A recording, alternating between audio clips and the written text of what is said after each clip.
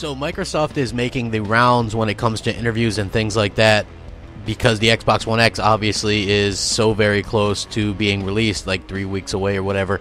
And so you have Shannon Loftus, who, as you guys know, really deals with the first party publishing and things like that. Actually, her role is general manager of Microsoft Global Games Publishing. So she partners with development studios and publishers across the world to bring their titles to Xbox. And there was this interview that Game Informer did, and it's interesting, and I'm going to go ahead and kind of talk about it a little bit, some of the points that I kind of thought were interesting. What's up, everybody? This is Crapgamer and Crapgamer Reviews, back with another video. Thank you guys for checking it out. I really do appreciate it, man. I appreciate all the support, all the feedback. I've been getting a lot of messages on Xbox Live, which you can reach me at MOH_Crapgamer, or you can reach me on Twitter at _Crapgamer. And I try to respond as much as possible to you guys because I like the interaction. And if you guys were interested in winning an Xbox One X Scorpio Edition, in the link below in the description, you can check out the Gleam, and it is going to be fantastic. And I'm looking forward to actually giving that away. It's going to be a fun time. Yeah, so this is some interesting stuff. Not horrible stuff. I know I've been not the biggest Shannon Loftus supporter, but I do think that it is kind of interesting that they're talking to her about some of this stuff.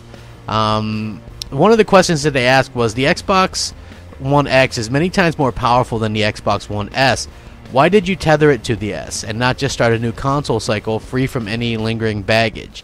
And her response was, we have a huge, vibrant community on S, and not everybody is gaming right now is ready to make the 4K leap. It can be quite expensive to buy the television.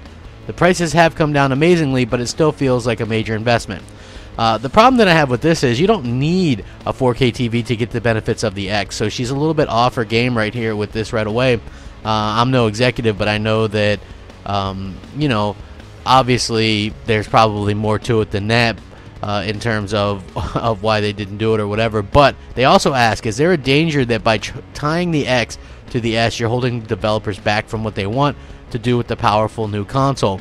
And her response was, I would say that we have yet to scratch the surface of unlocking what all the power of the S can do. We'll see if we ever get to that point where we feel it's necessary to evolve console generations. And I don't know if that point is ever going to come. We made a promise to gamers, and their capabilities are going to come forward with them with their content. The thing is, though, I don't know. I guess that's okay. I don't really have a problem so much with that. They did promise it or whatever, but I just find it kind of interesting nonetheless. And they also talk about the Xbox Play Anywhere program. And this was actually a really good question. How do you think that's impacted the Xbox brand? There does seem to be the perception in certain parts of the internet that Xbox doesn't have any exclusives anymore. And her response was, it's interesting that you tie those two together. Xbox Play Anywhere is just commitment that our major IPs are going to be available on both Windows 10 and on consoles. And that seems to be incredibly well received by people. I'll tell you the truth, most of the time what we're seeing is people buy a game on a console, they'll try it out on a PC and maybe go back to console. Or they'll buy it on PC, give it a shot on console, then go back to PC. By and large, I think just knowing that you're safe no matter which device you want to enjoy that content on has been a net positive. In terms of exclusive, I've heard that rumor and I'm a little bit confused because we have a really good lineup this holiday. We've got the most popular game on the planet in PlayerUnknown Battlegrounds. The Xbox console is going to be the only place you can play that.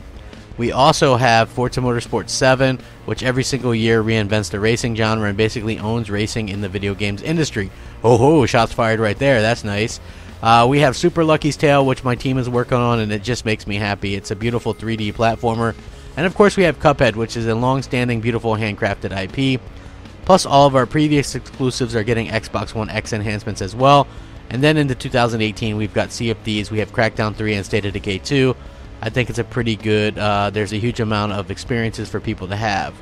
When asked if it was a strong lineup to launch a console with, she says, I think it's an incredibly strong lineup, especially when you take into account the fact that all of the 100 plus enhancements that we've already seen are free to gamers that they already own the games, and the backwards compatibility program as well. The continuing exclusives and the fact that all the blockbusters like Destiny and Star Wars Battlefront 2 are going to just run way better on Xbox One X.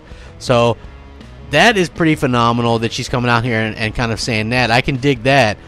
This is some interesting stuff, even more that I'll probably delve into a little bit later. But I thought that the fact that she was pointing out that, you know, she pretty much confirms that, you know, Battlefront 2 and Destiny 2 are going to run way better on the Xbox One X. That's obviously known. I don't agree with her all the time. Some of her stuff is okay. I don't think that, you know, I don't think that they have the strongest lineup, but I do think they have an okay lineup, probably better than the PS4 lineup for the holidays anyway.